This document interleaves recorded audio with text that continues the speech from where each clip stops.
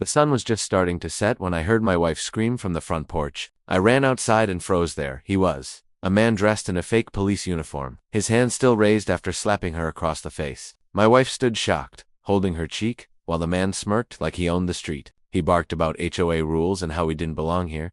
My fists clenched, my heart thundered, but he had no idea who he had just messed with. I wasn't just some homeowner he could scare. I had spent years leading Navy SEALs into the most dangerous missions around the world. I knew how to deal with threats, how to dismantle intimidation, and how to end games like his. He thought a slap would scare us. He didn't know he had just declared war on the wrong man. The first time I heard the word HOA in connection with our new neighborhood, I didn't pay much attention to it. My wife and I had just moved into a quiet suburb on the edge of town. After years of deployments, I had finally decided it was time to give her the peace she deserved. She had been patient through all the late-night calls, the endless training, and the moments when I was halfway across the world with no way to reassure her that I was safe. This move was supposed to be our fresh start, a place where she could plant her flowers, wave to neighbors, and walk along the lake without worrying about anything more dangerous than a squirrel in the trash can. The house itself wasn't huge, but it had a wide porch with a swing, a backyard big enough for summer barbecues, and a kitchen my wife loved. She spent her mornings humming while making coffee, then sitting outside with her journal while I tinkered with small repairs around the house. It was the closest thing to normal life I'd had in years, and I was determined to protect it. That's why when the first strange note appeared taped to our door, I didn't take it lightly. The paper was plain white, typed out in bold letters that felt less like a message and more like a demand. This property must be repainted to meet HOA standards. Failure to comply will result in fines and enforcement action. There was no signature, no contact information, nothing but the letters HOA scribbled at the bottom. I remember showing it to my wife, who laughed at first. "We don't even have an HOA here, do we?" she asked, tilting her head. She had a point. During the closing, no one mentioned any association fees. No community board, nothing official. Still, I didn't like the tone of the letter. My gut told me it wasn't just some harmless prank. In my line of work, instincts mattered. They were often the thin line between walking away alive and being carried home under a flag. Something about the message reeked of intimidation. I folded the note, tucked it in my desk, and decided not to tell her how uneasy it made me. She had waited too long for peace. She didn't need to start worrying now. Over the next few days, life went on as usual. I jogged around the neighborhood in the early mornings, sometimes catching curious stares from a few residents. My wife planted roses by the mailbox, chatting happily with a kind older woman from down the street. For a while, I convinced myself the note had been a one-off. But then came the second letter. This one wasn't about paint. It read, "Remove the flag from your porch immediately. Violations of HOA code will not be tolerated." That flag wasn't just fabric to me. It was the same stars and stripes I'd carried folded in my rucksack through deserts and jungles. It had seen sandstorms, monsoon rains, and firefights that would make most men crumble. My wife had waited on porches across the country, praying under that same flag for me to come home alive. And now, some anonymous coward was telling us to take it down. My jaw clenched so tight it hurt. I didn't rip the letter, I kept it, same as the first. Evidence matters. When my wife asked what we should do, I smiled lightly, trying not to show how furious I was inside. "We'll leave it where it is," I said simply. And we did. Every morning the flag caught the wind, and I felt a quiet defiance rise in my chest. A week later, I found the third note. This one wasn't taped neatly. It was crumpled and shoved into the crack of the door. "Pay overdue fines. Last warning." That was it. No amount, no address, just pure arrogance. My wife's hands trembled when she read it. "What fines? Who are these people?" she whispered. That was when I realized the notes were no longer just harassment. They were designed to scare us, to make her feel unsafe. And that, I could never allow. That evening, as I grilled burgers in the backyard, I kept one eye on the tree line across the fence. I noticed a car parked further down the street, windows tinted too dark. A man sat inside, his posture stiff, watching. My instincts sharpened instantly. I knew surveillance when I saw it. Someone was testing us, measuring our reactions. I leaned closer to my wife and muttered, "Go inside, sweetheart." She looked confused but obeyed. I kept flipping the burgers as if nothing was wrong, all while memorizing the car's make, model, and license plate. For days, the car appeared in different spots, always around dusk. Sometimes the man got out, walking down the street like he belonged, though I never once saw him talk to any neighbors. His presence was heavy, like a shadow that wouldn't leave. My wife grew nervous, often checking the locks twice before bed. I reassured her with calm words, but inside, I was boiling. Whoever these people were, they had just made the mistake of targeting the wrong family. The breaking point came on a Saturday evening. I was fixing the porch railing when I heard voices outside. My wife was at the mailbox, holding another envelope, and the same man I'd seen lurking in the car was standing a little too close to her. He wore a cheap black uniform, the kind you could order online, with a plastic badge clipped to his chest. His voice was sharp, filled with false authority as he barked about unpaid dues. I started walking toward them.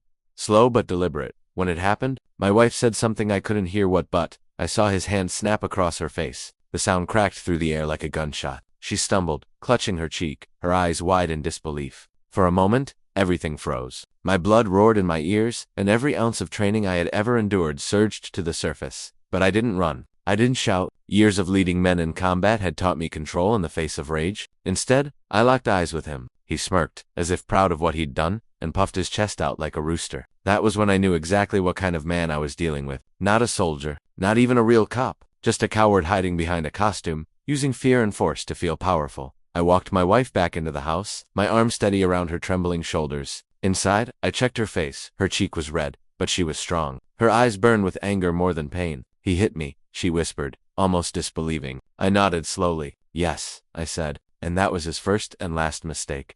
She looked at me, confused by my calm tone, but inside, my mind was already working. Every detail mattered: the badge, the uniform, the way he carried himself. He wasn't law enforcement. He was part of something else. Maybe a gang, maybe a scam ring. Whatever it was, they had just crossed a line they would regret. That night, while my wife slept fitfully beside me, I sat at my desk, spreading the notes across the surface like evidence in a mission briefing. The pattern was clear: intimidation, escalation, and now violence. This wasn't about neighborhood rules. This was about control. And I had faced men like this before: bullies with weapons, tyrants who thought fear could bend people's wills. They all made the same mistake. They underestimated the quiet ones. I pulled out a notebook and began writing everything down: dates, times, descriptions. I sketched the man's face from memory, noted his car, and jotted down the words he had shouted. I wasn't going to run to the police yet. I had dealt with corruption long enough to know that sometimes the system moved too slowly. This was my family, my home, my wife's safety, and I would not let anyone take that from us. As the night deepened and the house grew silent, I stared at the flag outside fluttering in the moonlight. That coward had raised his hand against my wife, thinking it would scare us into obedience. He couldn't have been more wrong. What he didn't know, what none of them knew, was that I wasn't just a husband defending his home. I was a Navy SEAL commander who had led men through hell and brought them back alive. And now, every skill, every ounce of discipline, every lesson I had ever learned was about to be focused on one mission: dismantling the fraud hiding behind the letters HOA. For now, I let the night hold its silence. But inside, a storm had already begun to rise. The next morning, the sun rose like nothing had happened, painting the neighborhood in soft gold. But inside our home, nothing felt normal anymore. My wife moved slower than usual, her hand brushing against her cheek where the fake cop had struck her. It wasn't the bruise that weighed on her, it was the violation. The idea that someone could walk up to her, on our property, and do that. Her silence at breakfast spoke louder than words. I sat across from her, coffee untouched, watching her stir the spoon in small, distracted circles. "You're not okay," I finally said quietly. She looked up, forcing a smile that didn't reach her eyes. "I'm fine, really. I keep seeing his face. The way he looked at me like I was nothing." Her voice cracked on the last word, and she quickly turned away, embarrassed at her own emotion. That was when I felt the shift in me harden into something unshakable. I had seen men cry in war zones, men broken by fear, and I had stood beside them until they found their strength again. But this wasn't a battlefield thousands of miles away. This was my wife, in our kitchen, and I would burn the whole world before I let her feel unsafe again. I reached across the table, taking her hand gently. "You're not nothing, and he's not going to win." She nodded but didn't answer. She didn't need to. I already knew what had to be done. That day, I started my watch. If these men wanted to intimidate, I would turn their own tactics back on them. I positioned myself on the porch swing with a book in hand, appearing casual, but my senses were sharp. Hours passed, children rode bikes down the street, neighbors mowed lawns, nothing unusual. But as the sun began to dip, the car appeared again. Same dark sedan, tinted windows, parking just out of sight. This time, I was ready. I walked down the driveway, as though heading for a jog. My stride was slow, relaxed. To anyone watching, I was just a man stretching his legs. But my eyes were locked on the car. I could feel the gaze from inside. Whoever he was, he didn't move. Didn't start the engine. Didn't lower the window. Just sat there. That told me something important: he wasn't afraid. He thought he still held the power. I memorized every detail again. A dent on the back bumper. A small crack on the right taillight. A sticker half peeled on the rear windshield. I took mental snapshots the way I used to study target buildings during reconnaissance. Information wins wars, and this was no different. That night, after my wife went to bed, I opened my laptop and ran a quick plate check through an old contact of mine. It wasn't entirely legal, but sometimes the truth requires bending rules. When the results came back, I wasn't surprised. The car wasn't registered to any HOA board or security company. It was under the name of a man with a record: minor assault, petty fraud, impersonating an officer. A low-level thug? Exactly the type who would slap a woman and call it enforcement, but what caught my attention was the address tied to the registration. Not a home, but a P.O. box. Classic cover. These men were organized enough to hide their tracks, but sloppy enough to leave cracks. I leaned back in my chair, tapping the desk lightly. They weren't just a couple of bullies, they were running an operation. The following day, I started digging deeper. I walked the neighborhood, striking up casual conversations with the residents. Most were polite but guarded, their smiles tight, eyes darting when I mentioned HOA. One older gentleman finally leaned closer, lowering his voice. "You're new here," he said. "Let me give you some advice. Pay them what they want. Keep your head down, and they'll leave you alone." I studied him, the fear etched in his wrinkles, the way his hands shook as he spoke. "Who exactly are they?" I asked. He swallowed hard. "They say they're the HOA, but no one's ever seen a real meeting. They show up, demand fines, threaten people. A few neighbors moved out after things got rough.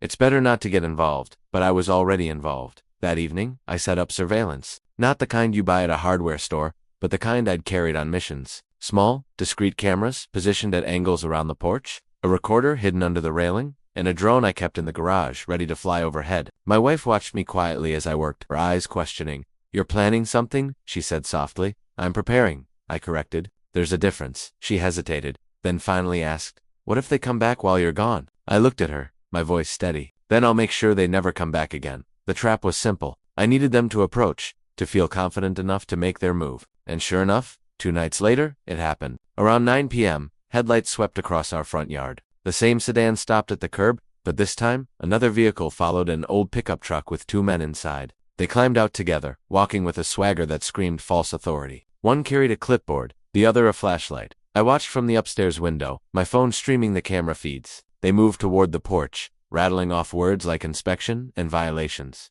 One of them pounded on the door. My wife stiffened beside me, her breath quickening, but I placed a reassuring hand on her shoulder. "Stay here," I whispered. I slipped out the back, moving silently through the shadows of my own yard. Years of stealth training came back effortlessly. I circled around until I was behind them. They were still pounding on the door, demanding money, threatening legal action. The fake cop from before, the one who had hit my wife, was there too, smirking as though he owned the night. I let them talk a little longer, recording every word with a small mic clipped to my collar. Then, I stepped forward, my voice calm but cutting through the dark. "That's enough." They froze, spinning around. The fake cop narrowed his eyes when he saw me. "You again. This is official business. Go back inside before I arrest you." I almost laughed. His stance was wrong, his badge still plastic, his hand twitching nervously by his side. He wasn't a cop. He was a predator pretending to be one. I took another step closer, my shadow stretching over them. "You've been playing dress-up long enough," I said evenly. "But now, you're done." His smirk faltered. "You don't know who you're messing with." I leaned closer, my voice dropping into steel. "You hit my wife. That's all I need to know." The air shifted. His bravado wavered as the silence stretched. Then, trying to recover, he barked to his friends. "Let's go. We'll deal with him later." They started to back away, but I made sure to let them see the small camera in my hand, the red light blinking. Their eyes flickered with sudden awareness they were being recorded. Their threats, their fake authority, everything. They drove off into the night, but I knew they'd be back. This wasn't over. When I returned inside, my wife hugged me tightly, her breath trembling against my chest. "What if they hurt you?" she asked softly. I kissed the top of her head. "They can try," I said. That night, I reviewed the footage, every frame, every word. It was solid evidence of fraud, harassment, and impersonation, enough to bring down the whole operation. But I didn't want to just hand it off yet. Men like that didn't stop with a warning. They had to be dismantled, piece by piece, until there was nothing left. As the hours ticked past midnight, I sat at my desk again, staring at the notes, the recordings, the files piling up. This wasn't just about us anymore. I thought of the old man's trembling hands, the neighbors too afraid to speak, the families who had already fled. This scam had sunk its claws into the whole community. And now, whether they realized it or not, those families had someone on their side, someone who had faced worse threats in darker places, someone who had led men through chaos and survived. The fake cop thought slapping my wife would break us, but all he had done was wake the commander in me. The next few days felt like the calm before a storm. Outwardly, the neighborhood looked the same: children biking past, sprinklers ticking over manicured lawns, and the smell of weekend barbecues drifting through the air. But beneath that thin layer of normalcy, tension brewed. My wife kept glancing out the window whenever a car slowed near our house. At night, she double-checked the locks, her fingers lingering on the door handles as if expecting them to burst open. She didn't say it, but I could feel her fear. I carried it with me like extra weight strapped across my shoulders. Every mission I'd ever led overseas had the same undercurrent: civilians caught in the crossfire, desperate for someone to step in. I had always told my men, If we're here, then we are the line between chaos and safety. That truth hadn't changed. Only the battlefield had. And this time, my wife was the one who needed that line held firm. My surveillance footage from the previous encounter gave me plenty to work with. I spent hours replaying it, zooming in on faces, body language, even the small patches stitched on their fake uniforms. They weren't amateurs, not entirely. They carried themselves like men used to, shaking down others, confident in the fear they generated. But there was one fatal flaw: they had no idea I was documenting everything. Still, evidence alone wasn't enough. I didn't just want them arrested. I wanted to know how deep this scam ran, how many families they had exploited, and who sat at the top pulling the strings. From years of dismantling terror cells, I knew the men on the street were rarely the real power. The one who slapped my wife, he was a soldier, not a commander. And soldiers always answer to someone higher. So, I started watching them more closely. Every evening I parked my own car 2 blocks away and observed. The sedan would show up around dusk, sometimes joined by different vehicles. They always met near the old clubhouse at the edge of the neighborhood. To most residents, the building was just a dusty, relic-unused, abandoned, its windows boarded up, but the patterns were clear. This was their nest. One night, I decided to confirm. With the moon high and the streets quiet, I slipped out on foot, moving through shadows as naturally as breathing. The clubhouse loomed ahead, its parking lot cracked with weeds pushing through, but tucked to the side where streetlights didn't reach, I spotted them. 3 cars, men talking low by the doors. Cigarette embers glowed. Laughter broke through the night, and a clipboard passed between them. I crouched low, listening. Their words carried further than they realized. Collected from the Johnsons. Scared them good. Next week, hit the new folks on Cedar Lane. Say they owe for landscaping. Boss says, keep the pressure on. Make them believe. I felt my jaw tighten. These weren't random bullies, they had a system. Organized extortion disguised as neighborhood management. A false HOA, preying on fear. And from the way they spoke, they had been doing it for years. Carefully, I shifted closer, sliding along the side of the clubhouse until I found a cracked window. Inside, light spilled across folding tables stacked with papers. Folders labeled violations and fines lay in messy piles, clearly forged. But what caught my eye was the cash box stuffed thick, dollar bills spilling out. Families, money, stolen under threats. I pulled out my phone and snapped photos. Every detail mattered. The names on the folders, the fake documents, the men gathered around counting. It was enough to bury them legally, but I wasn't finished. On my way back, I noticed something I hadn't expected: a security camera mounted high under the clubhouse awning. Not professional grade, but functional, and pointed directly at the lot. I ducked away quickly, avoiding the angle, my mind racing. Whoever the boss was, he was watching too. That meant there was someone smarter behind this. The next morning, my wife noticed the exhaustion in my eyes. You were out again, she said softly, more a statement than a question. I nodded. I needed to see what we're up against. And they're not just pretending. They're organized. Files, money, orders. Someone's running this like a business. Her hands tightened around her coffee mug. So what do? I held her gaze. We take it apart, piece by piece. That day, I began phase 2 pressure. I wanted them to feel watched, just as they had tried to make us feel. I left my car parked across from their usual stakeout spot, a subtle reminder that someone was observing. When they walked the street, I stood tall on the porch, arms crossed, eyes never leaving them. I didn't need to say a word. Men like that thrive on fear. When they see none, it unsettles them. Sure enough, within a week, their tactics shifted. No more letters, no more pounding on our door. Instead, they lingered at a distance, whispering, pointing. They were recalculating, wondering why their intimidation wasn't working. And in that hesitation, I saw cracks forming. But hesitation doesn't last forever. One Friday evening, while I was repairing a loose fence post in the backyard, my wife came rushing out, pale-faced. They're here again, she whispered. I wiped my hands and followed her to the front. 3 of them stood in the driveway, including the fake cop. His uniform looked the same, but I noticed a new addition: a taser clipped to his belt. He was escalating. Evening, I said calmly. Stepping forward, he sneered. Evening, neighbor. We're here about your unpaid dues. Final notice. I tilted my head. Final? Who? Funny, because last time you said it was the final notice. Which is it? His eyes narrowed. Don't get smart with me. Pay up, or we start enforcement. I smiled thinly. Enforcement? Like the last time you enforced your rules on my wife? His face twitched. A flash of guilt quickly buried under arrogance. His friends shifted uncomfortably. The silence stretched until I took another step closer, lowering my voice so only he could hear. You don't scare me. You don't own this street, and I know exactly what you're doing. He tried to hold my stare, but I saw it, the flicker of uncertainty, the seed of doubt. Then, desperate to reassert dominance, he spat on the ground. You'll regret this, maybe, I said evenly, but not tonight. They left, but slower this time. Their steps less certain. That night, I knew the time for passive observation was ending. They wouldn't stop, and I wasn't about to let them regain control. So I prepared for infiltration. I studied the clubhouse routines, noting when cars arrived, how long they stayed, and when the lights went out. I mapped escape routes, entry points, and blind spots. My old training manuals came alive in my mind. Every lesson about reconnaissance and precision reawakening 2 nights later. When the moon was hidden behind clouds, I moved, dressed in dark clothing, tools in a small pack. I slipped across the street and approached the clubhouse. The men had left hours ago, their voices fading into the night. Now, it was silent. I worked quickly, bypassing the cheap lock on the side door with a simple pick. Inside, the air was stale, with cigarette smoke and dust. I scanned the room with a small red light flashlight, careful not to trigger shadows near the windows. The folders were still there, stacked high. I rifled through them, photographing each page. Dozens of families, all listed with fake fines, inflated dues, threats. Some had notes scribbled, paid partial, needs pressure, refused, escalate. Then I found the ledger. Bound in black leather, it held records of every collection over the last year. Tens of thousands of dollars. All funneled through shell names. But the final page made my blood run cold. It listed my address, my name, my wife's name, and scrawled beside it in red ink, resistant. Needs example. I clenched the book until my knuckles whitened. They weren't just scamming us, they had marked us. They wanted to make an example of my wife.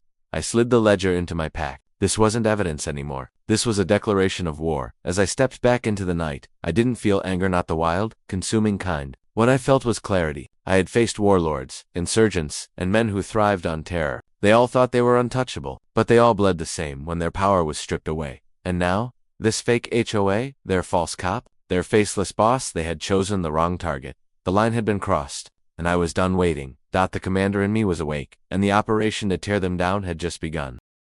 The moment I discovered the ledger with my wife's name scrawled beside the words needs example, something inside me shifted permanently. It wasn't anger alone. Anger fades. This was deeper, colder, sharper, the kind of focus that had carried me through missions where hesitation meant death. These men had marked her, threatened her, and by extension, challenged me. They didn't realize that by trying to use fear, they had just triggered something far more dangerous. My resolve. I barely slept that night. My wife stirred once or twice, asking if I was okay, but I just kissed her forehead and told her to rest. She didn't need to carry this burden, it was mine. I sat at my desk, the stolen ledger spread open, photos of their fake fines displayed across the screen. It was no longer enough to observe. It was time to dismantle their operation piece by piece until there was nothing left but ash. The first step was exposure. Bullies thrive in shadows, where silence protects them. Shine enough light, and their power crumbles. So, I gathered every file, every recording, every snapshot of their false uniforms, and created duplicates. A thumb drive went into my pocket, another hidden under the floorboard of my office,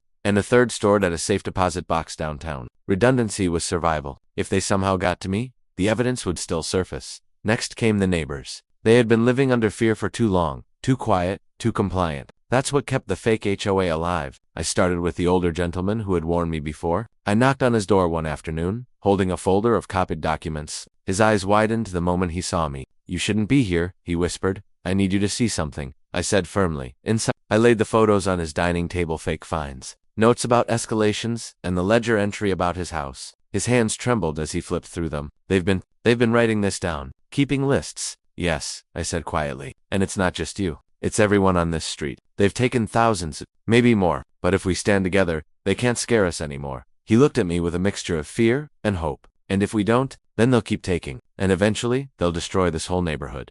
That night, I saw the first spark of courage return to his eyes. By the end of the week, I had spoken to 5 more families. Some were hesitant, some outright terrified, but when I showed them their names in the files, they couldn't deny it anymore. The fear began to turn into anger, and anger into resolve. The fake HOA had ruled through intimidation for too long. Now, they would face resistance, but I knew confrontation was inevitable. Men like that don't back down when their grip starts slipping, they double down. And I was right. It was a Saturday evening when it happened. My wife and I were setting up the grill in the backyard when we heard the rumble of multiple engines pulling onto the street. I looked up and saw 3 cars, headlights glaring, stopping directly in front of our house. Doors opened. 6 men stepped out. The fake cop was there, front and center, his plastic badge glinting under the streetlight. But this time, he wasn't smirking. His jaw was tight, eyes locked on me with something between hate and desperation. My wife froze, the spatula slipping from her hand. "Stay inside," I told her calmly, though my voice carried the edge of steel. She hesitated, then obeyed, her eyes wide with fear as she disappeared into the house.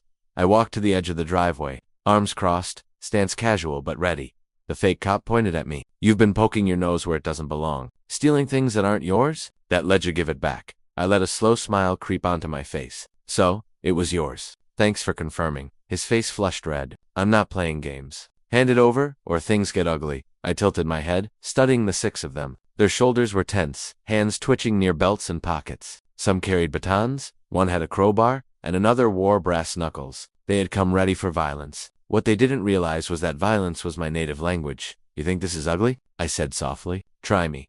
The moment stretched, taut as wire, then the first man lunged. He swung the crowbar high, but I sidestepped smoothly, grabbing his wrist and twisting until the metal clattered onto the driveway. My elbow connected with his ribs, and he dropped like a sack of stones. Before the others could react, I turned into the next, driving my knee into his thigh and yanking the baton from his hand. It became my weapon in an instant, a blur as I cracked it across the third man's forearm, sending him howling. The fake cop shouted, "Get him," and charged. He was stronger than he looked, but sloppy. He threw a wild punch that I deflected easily, my training guiding every motion with precision. I locked his arm, pivoted, and slammed him face first against the hood of his own car. His badge clattered onto the ground, the cheap metal glinting uselessly. The others hesitated now, circling but less sure. They had expected an easy scare, a show of force to bring me in line. Instead, they were facing a storm they couldn't control. One by one, I dismantled them, each strike deliberate, each takedown clean. It wasn't rage driving me, it was discipline. Years of drills, of missions, of knowing exactly where to hit and how hard. When it was over, 5 of them lay groaning on the pavement. Only the fake cop remained upright, pinned beneath my knee, gasping as I pressed his face harder against the car hood. You wanted to make an example. I growled into his ear. Congratulations, you just became one. He spat blood, trying to laugh, but it came out broken. You don't know who you're dealing with. The boss, he won't stop. That word again, boss. My grip tightened. Then tell your boss this. I'm coming. I released him, letting him collapse to the ground. His men scrambled to drag him into the car, fear etched into their faces now where arrogance had once been. They sped off into the night. Taillights disappearing down the street, my wife came rushing out the moment they were gone, her eyes wide with panic. Are you okay? I wiped a smear of blood from my knuckle, his blood, not mine, and pulled her into my arms. I'm fine, I said softly, but this isn't over. That night, I returned to the ledger. The fake cop's words echoed in my head. The boss, he wasn't the one in charge. He was just a pawn. And if a pawn was willing to bring 6 men to my driveway, then the man pulling the strings was capable of worse. I flipped through the pages again, searching for clues. Names, addresses, patterns of collection. One entry stood out, a larger payout, marked with a different symbol than the rest. It wasn't a family. It was a business. A construction company in the next county? My gut told me this was the connection. The funnel where all the stolen money flowed. The next phase was clear. I couldn't wait for the boss to come knocking on my door. I had to strike first. I looked at my wife, who sat silently on the couch, worry etched across her face. You're not safe here alone, I told her. She shook her head. I won't leave you. I knelt beside her, taking her hands. This isn't about leaving me. It's about making sure you're out of harm's way. These men don't care about rules. They'll try anything, and I need to know you're safe while I finish this. Tears filled her eyes, but she nodded slowly. Where will I go? Your sister's, I said. Just for a little while. Until this is done. The next morning, I packed her bags, kissed her goodbye, and watched her car drive away. My chest ached with the emptiness of the house without her, but I knew it was the right call. Now, I was free to finish what they had started. The fake HOA had played their hand. They thought they could break me with threats, with fists, with fear. But now it was my turn, and I was done holding back. The house felt hollow after my wife left for her sisters. The silence pressed against the walls like a weight. But in that silence, I found clarity. I wasn't distracted by the sound of her footsteps or her worried glances. I could focus on one thing and one thing only. The fake HOA wasn't just a nuisance anymore. It was an infestation that had seeped into our community, bleeding it dry, and now it had threatened the only person I swore to protect above all else. That ledger had been the key, but the last chapter wasn't written yet. Buried among the scribbled names and crooked fines was that construction company's name, circled twice. The symbol next to it wasn't random. In the world I came from, markings like that meant rooting money being funneled into a safe channel. Whoever this boss was, he wasn't just running a fake HOA. He was laundering the stolen cash through the company. The address was an industrial lot an hour's drive away, a place where steel skeletons of half-finished warehouses rose against the sky. It was quiet when I arrived at night, too quiet for an active construction site. A single trailer sat at the center, its lights glowing faintly through blinds. I parked 2 blocks away and approached on foot. My boots barely made a sound on the gravel, my body moving low and fluid, years of training making me a shadow. I reached the side of the trailer and peered through a crack in the blinds. Inside sat a man I hadn't seen before. Thick neck, slicked back hair, gold rings flashing as he counted bills on his desk. Stacks of cash. My neighbor's stolen savings, sitting in neat piles, like trophies. Beside him was the fake cop, the one who slapped my wife. His face was bruised from our last meeting, one eye swollen shut, but he was there, standing like a scolded dog waiting for scraps. The boss spoke sharply, waving his hand. You couldn't even handle one man. Do you know what he's done now? He's got half the neighborhood stirred up. They'll go to the real police next. We can't afford exposure. The fake cop mumbled something I couldn't catch. The boss slammed a fist on the desk. You listen to me. We finish this tonight. Burn him out if we have to. I don't care how. He's a threat. My jaw tightened. They weren't just planning intimidation anymore. They wanted me gone for good. That sealed their fate. I slipped back into the shadows, moving to the rear of the trailer. One yank on the breaker box, and the entire place went black. Shouts erupted inside. I waited until the door burst open and two men stumbled out, flashlights waving. That's when I moved. The first never saw me coming. I hooked his ankle, yanked him to the ground, and pressed his own flashlight against his temple hard enough to knock him out. The second swung wildly, but my elbow cracked into his ribs, forcing the air out of him. A quick twist, and he joined his buddy in the dirt. Inside. Panic had set in. The boss shouted orders, trying to regain control. But by the time he flipped the emergency light, I was already in the room. The fake cop's eyes widened when he saw me. It's him? I didn't give him the chance to move. My fist connected with his jaw, sending him sprawling across the desk and scattering the stacks of bills like confetti. He tried to crawl away, but I dragged him back by his collar and slammed him into the wall. You thought you could touch my wife and walk away? I snarled. Consider this your last mistake. The boss stood, hand reaching for a pistol tucked under his desk. My knife was in my hand before he cleared leather, its blade glinting in the emergency light. Don't, I warned. He froze, his hand trembling inches from the weapon. I advanced slowly, deliberately, my voice low but heavy with promise. You've been bleeding these people dry, threatening families, pretending to be something you're not, all for greed. But the game's over, the boss sneered, trying to mask his fear. You think you can stop this? I've got partners, more money than you can imagine. Take me down, and you'll never survive the fallout. I leaned closer, letting him see in my eyes what he was up against. I don't survive. I win. He lunged suddenly, hand still reaching for the gun. But I was faster. My knee drove into his stomach, forcing him back into the chair. I disarmed him in one swift motion, ejecting the magazine and tossing the weapon across the room. Then I planted my boot on his desk and slammed the ledger down in front of him. Your empire, I said coldly, is built on lies. And every page in this book is proof. He looked up at me, realization dawning that his empire wasn't untouchable anymore. For the first time, the boss looked small. I tied him and the fake cop to chairs with heavy electrical cords lying nearby. Then I called in the cavalry. Not the police at first, they could be too easily bought or delayed. Instead, I contacted a former teammate from my Navy days, who now worked with a federal task force. Within an hour, unmarked vehicles rolled into the lot, and men with real authority stormed the trailer. The boss shouted, threatened, tried to bargain. The fake cop begged, but it was useless. They were hauled out in cuffs, their operation dismantled before their eyes. As dawn broke, I watched the evidence boxes being loaded into vans, cash, forged fines, uniforms, everything. It was over, not just for me, but for every family on our street who had lived under their shadow. When I returned home later that morning, my wife was waiting in the driveway. The moment she saw me, she ran into my arms, tears streaming down her face. Is it done? She whispered. It's done, I said, holding her tightly. They'll never hurt anyone again. For the first time in weeks, the weight lifted from my chest. Our home was truly ours again. The neighbors came by one over the next few days, each thanking me, some hugging me, some just smiling in quiet relief. The neighborhood wasn't just free, it was united now, stronger than ever. One evening, as my wife and I sat on the porch watching the sun dip behind the trees, she reached for my hand. You didn't just fight for us, she said softly. You fought for everyone here. I squeezed her hand gently. That's what family means. In this neighborhood, this is family now. The fake HOA thought fear would control us. They didn't count on one thing: what happens when you stand up to bullies and refuse to back down. They thought I was just another homeowner. But they learned the hard way. I was something else entirely. And when you come after my wife, you don't face a victim. You face a Navy SEAL commander. If you enjoyed this story and want more gripping real-life dramas, make sure to like, share, comment, and subscribe to Bright Reality on YouTube. Your support helps us bring you the most powerful stories every week.